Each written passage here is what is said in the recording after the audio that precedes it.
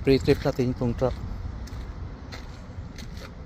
Tungkol doon sa video ko na pre-trip inspection, maraming nag-comment na picturean lang daw kung ipadala sa mechanic.